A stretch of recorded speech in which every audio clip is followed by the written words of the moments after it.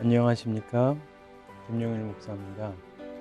오늘은 에스더서 2장 1절부터 18절에 있는 말씀을 통해서 하나님의 섭리를 믿고 준비하며 살라, 이런 제목으로 하나님 말씀 나누도록 하겠습니다.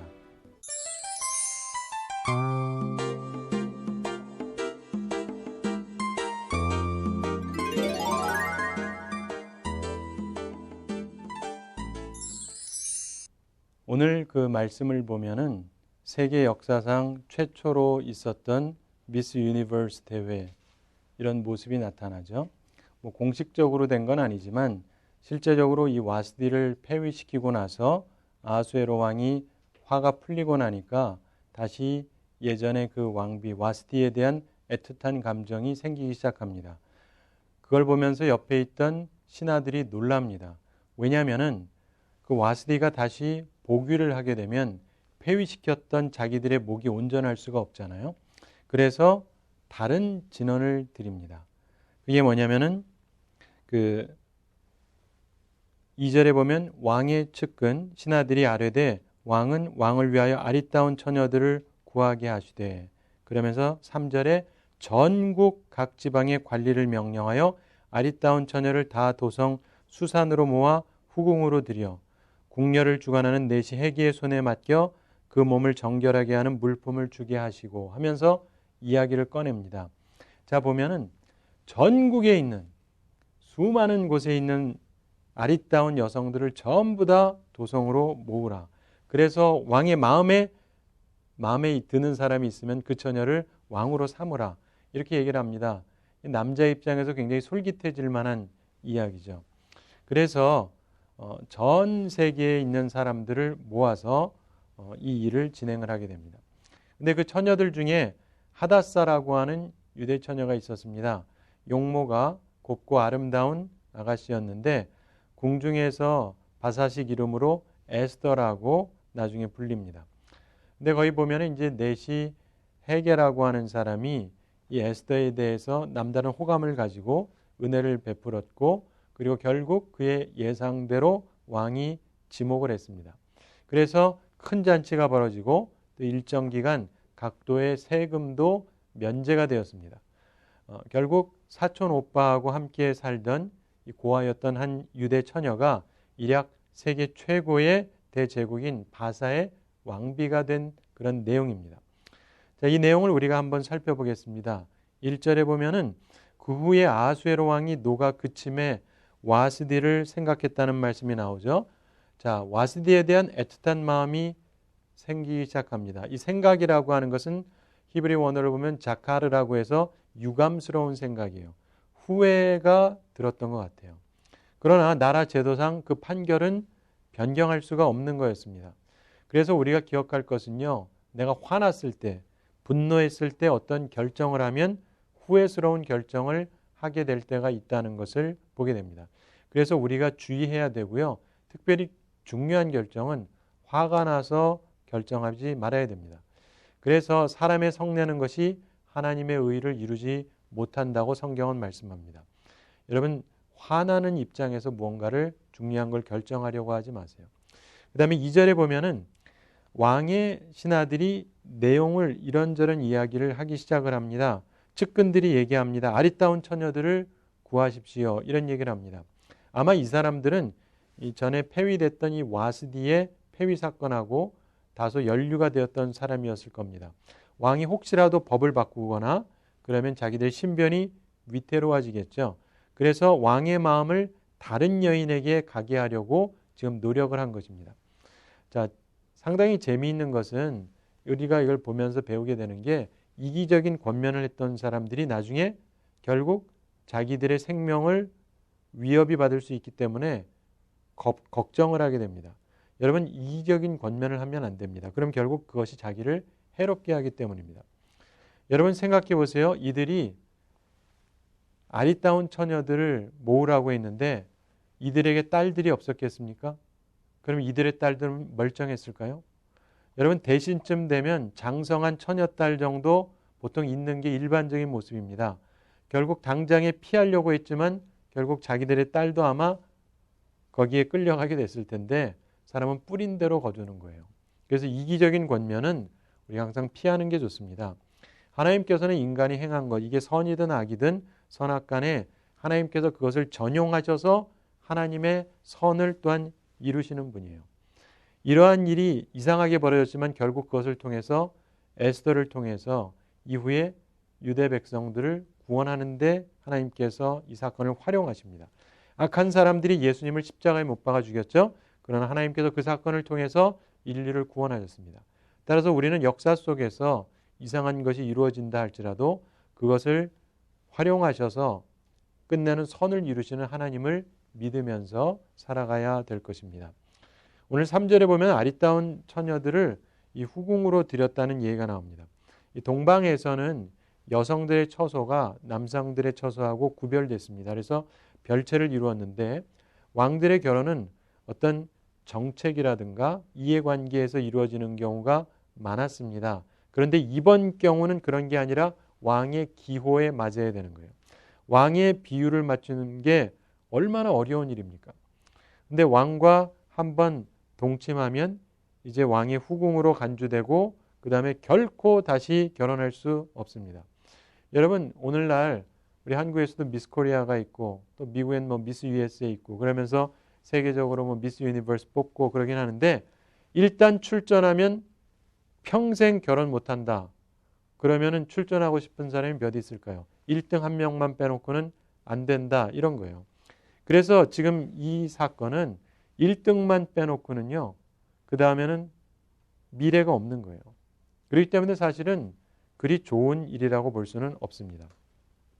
그러면서 몸을 정결케 하는 물품을 그들에게 주었다는 얘기가 3절에 나옵니다.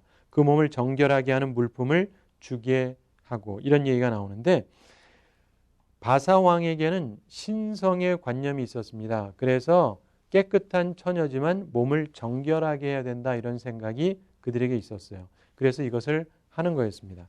특별히 4절에 보면은 왕의 눈에 아름다운 처녀를 와스디 대신 왕으로 삼으소서 하니 왕이 그 말을 좋게 여겨 그대로 행하니라 이렇게 되어 있는데 이 문제가 뭐냐면은 왕 입장에서는 물론 잃을 게 하나도 없죠. 그래서 뭐 자기는 하겠다고 합니다. 전처 와스디에 대한 생각이 나고 있는데 왕궁에 있는 사람 중에 예전에 있었던 그 왕후만큼 마음에 드는 여성이 없었겠죠. 그러니까 다른 데서 찾아보라는 제안이 나오는 겁니다. 처음 제안은 왕궁의 여성 중에서 고르는 것이었을지도 모르죠. 그런데 와스디 생각이 자꾸 나는 거예요. 그만한 여성이 쉽게 찾을 수가 없었다는 겁니다. 그래서 전국 각도에서 127도에서 아름다운 이 처녀를 궁녀로 삼는 일을 하게 됩니다. 그 중에 한 명을 왕으로 삼으라는 거예요. 그 왕이 그 말을 좋게 여깁니다. 좋게 여겼다. 왜 그렇습니까? 탐욕 때문이죠. 그러면서 처녀들이 들어가는데 1년을 준비하고 들어가게 합니다. 여러분 매일 한 명씩이면 1년에 365일, 3년이면 1095명, 한 1000명이 좀 넘는데 왕이 1년을 기다렸겠습니까? 그게 아니라면 약 한 4년 정도라고 한다면 이게 굉장히 많은 사람이 됩니다. 여러분 그가 3년 6개월 만에 이혼을 했죠. 그리고 에스더가 들어간 날이 7년 10월이었다고 얘기합니다. 그 중간에 4년 4개월쯤의 기간이 있습니다. 언제부터 시작된 것인지 알 수는 없고 그냥 이 역사학자 요세푸스의 말에 의하면 한 400명 정도가 들어갔다 뭐 이런 말이 있는데 어쨌든 아무리 못 잡아도 최소한 수백 명의 아리따운 처녀들이 궁으로 들어갔습니다. 그러면서 그 중에 하나 우리가 보게 되는 에스더에 대한 이야기를 우리가 보게 되는데요. 그 전에 우선 5절에 보면은 도성 수산에 한 유다인이 있으니 이름은 모르드게라 해서 이 모르드게라고 하는 사람의 이름이 나옵니다. 갑자기 한 유태인이 이 이야기에 등장을 해요. 이 모르드게라고 하는 이름은 바벨론 그리고 아수르의 주된 신으로 여겨지는 마르둑 혹은 무로닥이라고 하는 이름하고 관련된 것입니다.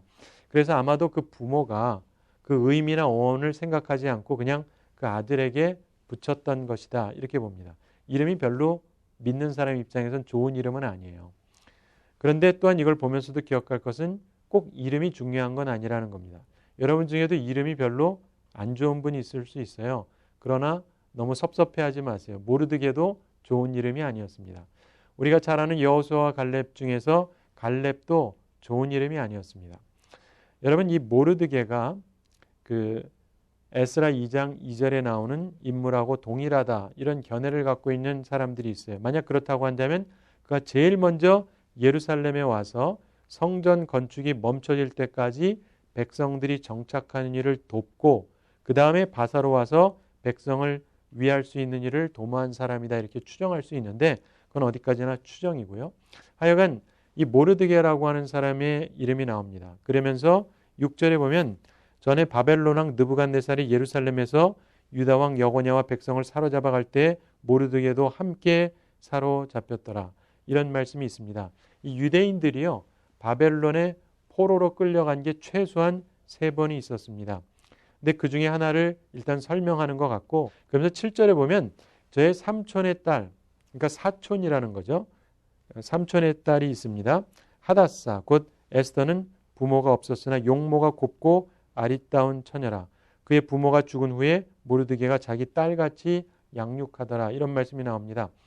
자, 하다사라고 그럽니다. 이 도금양 혹은 화석류, 이런 뜻인데 이 내용을 탈굼에서는 이사야서 55장 13절에 있는 말씀하고 연결시켜서 생각을 합니다. 거기 보면 잣나무는 가시나무를 대신하여 나며 화석류는, 이 하다사를 뜻하거든요. 화석류는 진려를 대신하여 날 것이라.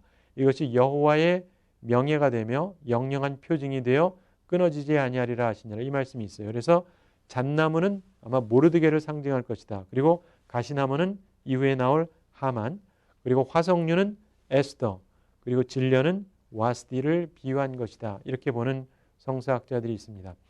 그런데 어쨌든 이 여인의 또 다른 이름이 에스더라고 말하죠. 이거 바사말인데 비너스일 수도 있고 별일 수도 있다, 이렇게 생각을 합니다. 자, 이 여성이 포로들 가운데 한 사람입니다. 잡혀온 유대 혈통이에요. 그리고 고아였습니다. 이 여인에 대한 설명에 대해서 보면 용모가 곱고 아리따운 처녀다, 이렇게 표현하는데 여기서 용모가 곱다라고 하는 말은 그 본래의 뜻이 환하다, 이런 뜻이에요. 환하다. 그리고 여기서 아리따웁다라고 하는 말은요, 착하다라는 뜻입니다. 그래서 이 에스더는 단순히 아름다운 육체의 미를 가졌다라는 것이라기보다 덕스러운 미를 가졌다는 거예요. 그래서 이 여인을 보면 환하고 착한 여인이었다, 이런 뜻이에요. 그래서 환하고 착하게 생긴 덕스러운 여인이었다, 이런 뜻입니다.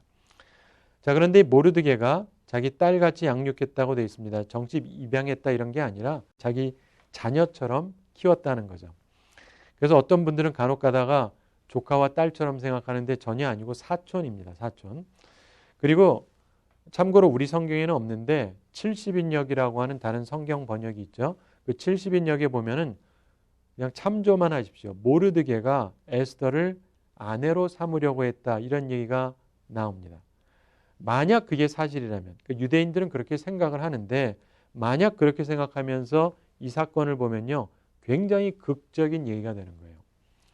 오늘날 우리 한국하고는 또 틀리고 예전에 유대인들은 사촌들도 결혼을 하고 그랬으니까, 그래서 그것은 한 가지 가능성이긴 하지만 만약 그랬다고 할 경우에 이들이 이후에 했던 일은 굉장히 더욱더 극적인 일이 된다고 볼 수가 있습니다.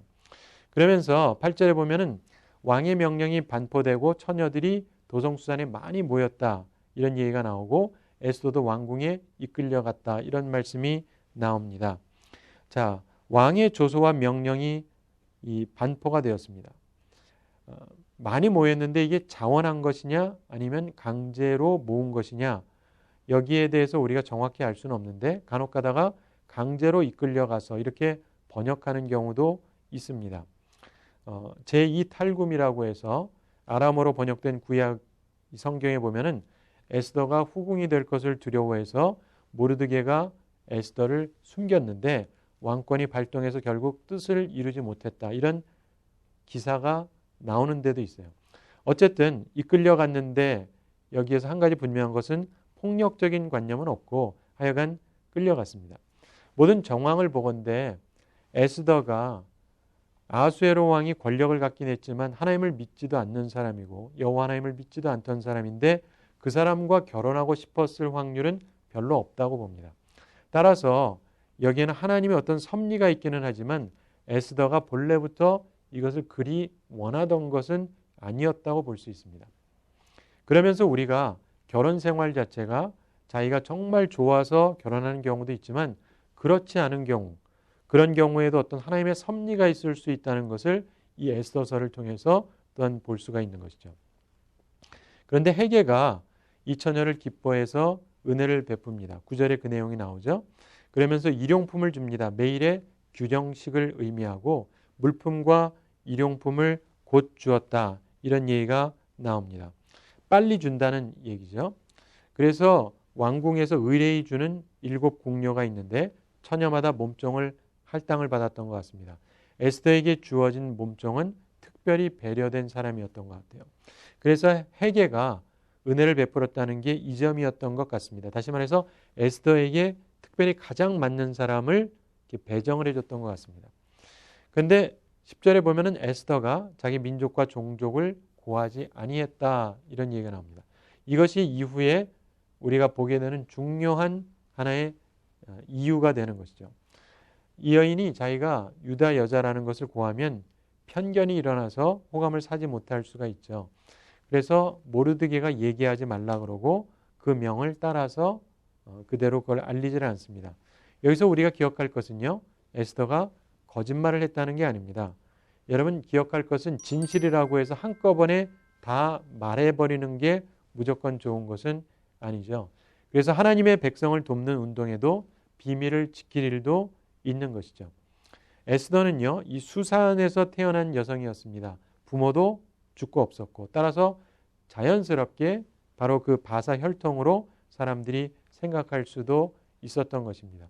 어쨌든 그러면서 이 에스더가 이후에 뽑히게 되는데 11절에 보면 모르드게가 날마다 후궁들에서 왕래하고 있었습니다. 그러면서 에스더가 어떻게 되는지를 알고자 했다. 그럴 수 있었던 이유가 모르드게가요. 왕궁의 주요 출입구를 지키는 문지기 중에 하나였습니다. 그래서 날마다 후궁들에 있는 이 에스더에 대한 정보를 얻어낼 수 있었던 것이죠. 그러면서 12절에 보면은 여자에 대해서 정한 규례가 있었고 12달 동안 행하는 얘기가 나옵니다. 그러면서 6개월 동안은 모략기름을 쓰고 6개월 동안은 향품 그리고 여자들에게 쓰는 다른 물품을 써서 몸을 정결하게 했다. 이런 이야기가 나오고 있습니다. 자 보면은 고대인들은요. 모략을 굉장히 귀하게 여겼습니다. 모략의 향기 그리고 모략의 세정력 때문에 그랬는데 잘 아시는 대로 애굽에서는 이것을 방부제로 여겨서 미이라에 사용을 했습니다. 그리고 유대인들은 이것을 거룩한 기름, 성류의 주성분 중에 하나로 사용을 했죠. 그래서 의복과 침구에는 흔히 이 모략 향기가 많이 배어 있었다 그럽니다. 그리고 그 다음 6달은 향품과 여자에게 쓰는 다른 물품을 씁니다. 일반적인 향품 그리고 다른 물품. 여기서 이 다른 물품이라고 하는 건 사실 이 마사지라고 하는 것으로 이 성서학자들이 보는데 그래서 아마 얼굴 마사지를 하지 않았나 이렇게 생각을 합니다. 그래서 여러분 이 1년을 화장하고 마사지하면서 보낸 셈입니다. 그런데 한 가지 재미있는 것은 다른 여성들은 그러면서 시간 지내는데 바쁜데 에스더는 별로 그렇지 않았다는 것입니다. 내면의 아름다움을 가꾸는 일에 애쓰고 있었습니다. 그러면서 처녀들이 왕에게 나아갑니다. 그럴 때 자기들이 원하는 걸 얻어서 가요. 그리고는 밤에 지내고 아침에 나옵니다. 그리고 둘째 후궁으로 돌아옵니다. 자, 왕궁에서 여성들의 집이 최소한 3개의 별채로 구성되는데 하나가 왕후의 거처고 두 번째가 후궁의 거처고 세 번째가 처녀들의 거처입니다. 근데 왕에게 한번 나갔다가 온 처녀들은 두 번째 거처에 있게 되는 거죠. 후궁의 거처에. 다시 부름받지 못한 사실이 아마 부끄럽고 기분 나빴을 것입니다. 근데 드디어 에스더가 갈 차례가 왔습니다. 15절에 보면 에스더가 나아갑니다. 그런데 정한 것 외에는 다른 것을 구하지 아니했다 이렇게 되어 있어요. 근데 모든 사람들이 그를 보면서 아름답게 여겼습니다. 우리는 이것을 보면서요. 에스더가 거칠해 이런 데 별로 관심을 갖고 있지 않았다는 것을 봅니다. 그저 헤게가 자기 원하는 대로 옷을 주었을 텐데 에스더는 주는 걸 그냥 따르기만 했습니다. 조금도 적극적이지 않았어요. 아름답게 하는 일에도 소극적이었습니다. 강제로 끌려왔기 때문이었을까? 알 수는 없습니다. 그런데 사람들이 모두 경탄을 금치 못합니다. 그러면서 아수에로 왕의 7년 10월 곧 데벳월, 그러니까 와스디가 폐위되고 4년이 지난 시점입니다. 데벳월은 12월 말하고 1월 초에 해당이 되는데 17절에 보면 왕이 모든 여자보다 에스더를 더 사랑했다고 나옵니다. 이제 더 이상 선보거나 더 이상 고려해 볼 필요가 없다고 왕이 결론을 내린 것입니다. 그러면서 18절에 보면 왕이 크게 잔치를 베풀었다라고 되어 있습니다. 에스더를 위한 잔치를 베풉니다. 그러면서 각도의 세금을 면제하고 그리고 많은 사람들에게 상을 주고 이런 일을 했습니다. 우리는 이 말씀을 보면서 결론적으로 생각을 해야 되는 것이 있습니다. 여러분 에스더 입장에서 생각해 보세요. 우리에게도 그런 일이 있을 수 있습니다. 왕궁에 들어가면 내가 지금 앞으로 가야 되는 그 길 들어가면 다시는 나오지 못하는 길이에요. 왕하고 한 번 자고 끝난 여자가 한둘이 아닙니다. 결혼도 못하는 거예요. 딴 사람하고. 전부 얻든지 모든 것을 잃든지 둘 중에 하나입니다. 그런데 자기가 지금 거기 들어갔습니다. 자기가 원해서 들어간 건지 할 수 없이 들어간 건지 성경은 설명하고 있지 않습니다. 그 이유가 무엇이었는지 모르지만 하여간 이 여인이 왕궁에 들어갑니다. 마음이 어땠을까요? 자기 말고도 수많은 아름다운 처녀들이 있었습니다. 그런데 에스더 앞에 들어간 처녀 중에서 만약에 누군가가 간택이 되면 자기한테는 기회도 오지 않아요. 평생 수처녀로 살다 끝내야 됩니다. 기회가 와도 실패하면 평생 생과부로 지내야 됩니다. 그런데 정한 것 외에 구하지 않았다는 겁니다. 사랑하는 성도 여러분, 우리가 이 에스더처럼 마음의 평정을 유지하면서 살아갈 수 있는가? 이게 매우 중요한 것입니다. 하나님의 섭리가 있다는 것을 믿고 내가 나름대로 마음의 평정을 유지하면서 준비하면서 살아가는가? 그때 하나님께서 어느 날 나에게 큰 은총으로 함께 하시고 하나님의 섭리의 길로 우리를 계속 인도하시는 것입니다. 그러면서 결국 잔치가 벌어졌습니다. 에스더를 위한 잔치. 사랑하는 성도 여러분, 여러분의 삶에서도 여러분이 하나님의 섭리를 믿으면서 평안한 마음으로 준비하는 가운데 하나님께서 여러분을 위해서 준비한 잔치의 기쁨을 맛보시게 되기를 바랍니다. 우리가 인생을 살아가면서 기억할 것은 우리가 하나님의 택한 백성인데 때로 우리가 원하지 않는 길을 걸어갈 수도 있어요. 그러나 그것이 하나님의 섭리입니다. 하나님의 자녀이기 때문에 하나님이 우리를 다 아시고 우리를 이끌어 가십니다. 하늘에 계신 아버지께서 우리를 선한 길로 인도할 것이다. 이걸 믿으면서 항상 하나님 앞에서 준비된 심정으로 살아가시기 바랍니다. 그래서 하나님께서 우리를 위해서 준비하신 선한 미래를 열어주시는 것을 체험하며 살아가는 우리 모두가 되기를 바랍니다. 한 주 동안도 하나님의 말씀을 따라서 하나님의 섭리를 믿으시면서 믿음으로 준비하면서 복된 삶을 사시는 여러분들이 다 되시기를 바랍니다. 감사합니다.